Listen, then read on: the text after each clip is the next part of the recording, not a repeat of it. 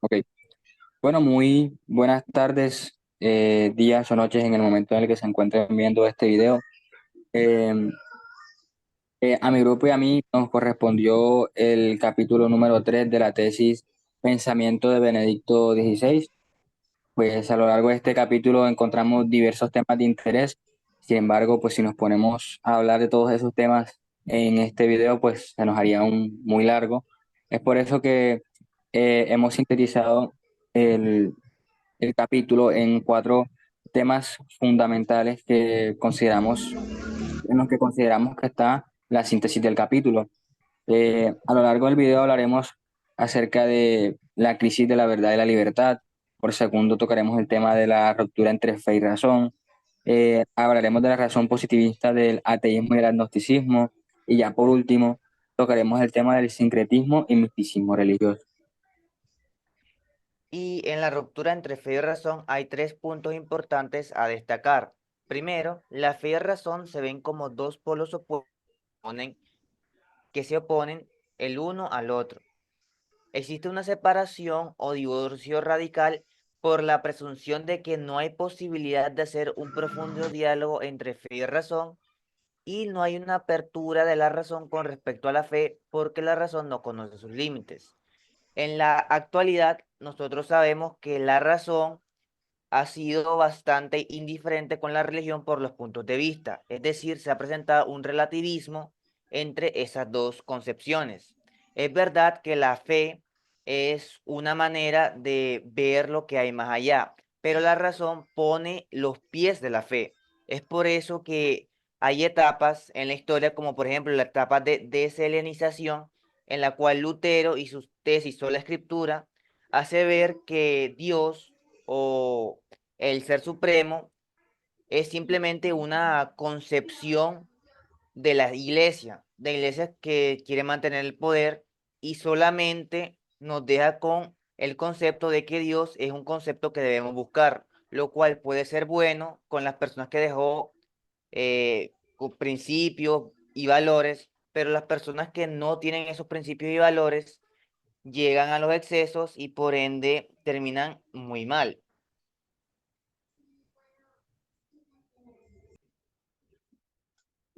Bueno, a continuación vamos a hablar sobre la crisis de la verdad y la libertad, pero primeramente quiero hacer una pequeña introducción con respecto a la dictadura del relativismo para posteriormente entrar al tema.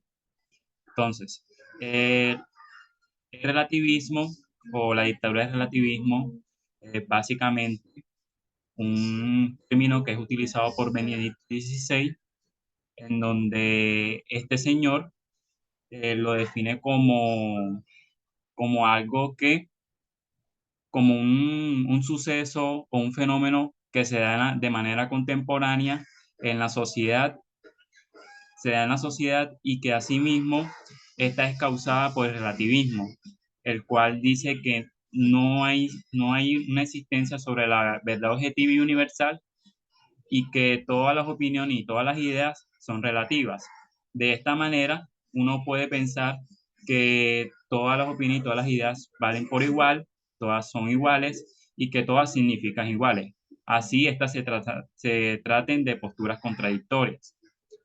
Las repercusiones que tiene el relativismo en la vida de las personas es que el relativismo oprime la vida moral y espiritual de quienes son fieles, dejándolos a la merced de angustias e inquietudes personales y colectivas, debido a que las masas han optado por tener un pensamiento de moda, ya que de cierta manera el relativismo ha llevado o ha conllevado a que las personas no estén en esa búsqueda de la verdad genuina, sino que las personas se han conformado con cualquier tipo de pensamiento que simplemente está establecido o instaurado en la sociedad, ya sea por marketing o por publicidad. Entonces, Benedicto XVI considera que la única manera en que las personas puedan discernir lo que es verdadero y qué es lo que es falso es a través de la fe madura y arraigada en la amistad con Cristo.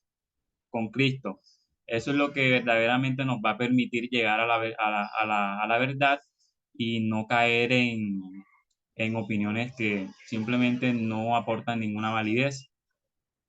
Entonces, ya después de haber dado esta pequeña introducción, ya podemos hablar un poco sobre la crisis de la verdad y la libertad. Básicamente podemos tomar tres, tres ítems, que básicamente es la desvinculación de la libertad la libertad de la verdad y el entendimiento erróneo de estos. Entonces podemos decir que el relativismo es producto de la crisis de la verdad y de la libertad, y que esta crisis es parte de un esfuerzo por desvincular la libertad de la verdad y por entender erróneamente la una con la otra. Entonces, bajo esta lógica, la libertad se interpreta comúnmente como la capacidad de ser todo lo que se desee, limitándose únicamente a los propios deseos y placeres. Esta perspectiva sugiere que la verdadera libertad se alcanza al eliminar cualquier forma de poder o restricción sobre uno mismo, rompiendo todos los vínculos con otros individuos o entidades. Desde esta visión, la liberación se logra al rechazar cualquier tipo de conexión, considerando que cada lazo eliminado es un paso hacia la libertad completa. Esta concepción egoísta de la libertad ve a la familia, la moral y la religión como obstáculos para la libertad, percibiéndolos como cadenas que restringen la autonomía individual. Incluso el Estado es visto como un enemigo radical de la libertad, generando conflictos entre aquellos que buscan vivir de acuerdo con esta perspectiva. En este contexto, la violencia se presenta como una consecuencia inevitable, llevando a la destrucción mutua de la libertad y de la vida. En el ámbito moral surge un nuevo enfoque que valora únicamente aquello que contribuye a la destrucción de los vínculos, considerando como bueno todo lo que promueve la lucha por la libertad y como malo aquello que fortalece las conexiones que nos atan a una heteronomía impuesta por otros. Este planteamiento implica una visión conflictiva y destructiva de la libertad y la moral. Entonces, si el hombre es capaz de la verdad, es capaz de ser libre, capaz de alcanzar una verdadera libertad. Esto es una frase que va muy acompañado con la concepción y el pensamiento que tiene Benedicto XVI, porque Benedicto XVI es prácticamente un autor que piensa que la libertad va agarrada de la mano con la verdad, y que cuando una persona pues ya sea por cualquier motivo, está en esa constante búsqueda de la verdad genuina, es ahí en donde esa persona va a poder alcanzar esa libertad o ese sentimiento de libertad. Entonces, como ejemplos representativos, tenemos a Bacon y a Karl Marx, que básicamente nos dan a entender que la única manera en que las personas puedan ser libres es que éstas simplemente que simplemente éstas pueden hacer lo que ellas quieran, dejándose llevar por los placeres y por los deseos. Bueno, para el Papa Juan Pablo II, el no comprender que el ser humano es capaz de ir con su razón al fondo y más arriba de la realidad, supone vivir exclusivamente para sí y por el hecho de estas metas mayores. Por ello mismo, el Papa Benedicto XVI critica la violencia por parte de la razón y por parte del positivismo. Y dice, la razón positivista se basa en la autolimitación de la razón y funciona exclusivamente con el ámbito técnico, ya que lo demás implica una mutilación al hombre. El Papa Benedicto, teniendo en cuenta los límites de la ciencia, pide que no se pusiera en estas, o sea, es decir, en la ciencia, una confianza tan radical incondicional que le haga creer que estas pueden explicar todo y satisfacer sus necesidades espirituales y existenciales. Ok, ya por último vamos a definir el concepto de ateísmo y agnosticismo.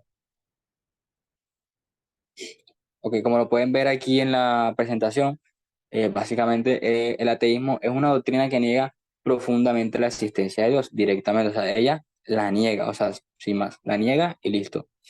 El agnosticismo, por su parte, es una postura filosófica que sostiene la imposibilidad del ser humano de conocer la naturaleza y la existencia de Dios.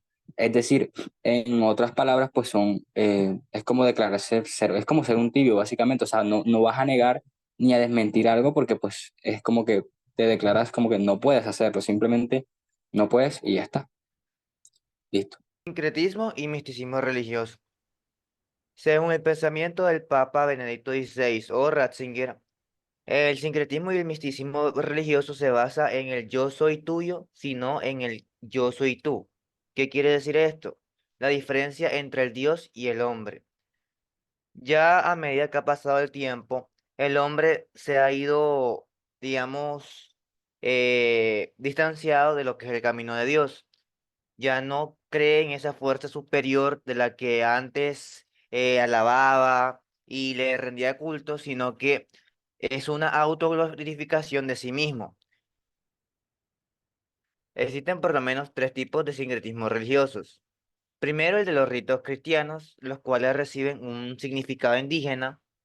El segundo, cuando los ritos indígenas reciben un significado cristiano. Y por último, cuando se aceptan ritos cristianos, pero se añaden más cosas. En resumen, el misticismo y el sincretismo son frutos de la pérdida de la visión verdadera y comprensiva de la verdad, lo que favorece el crecimiento y el desarrollo del relativismo.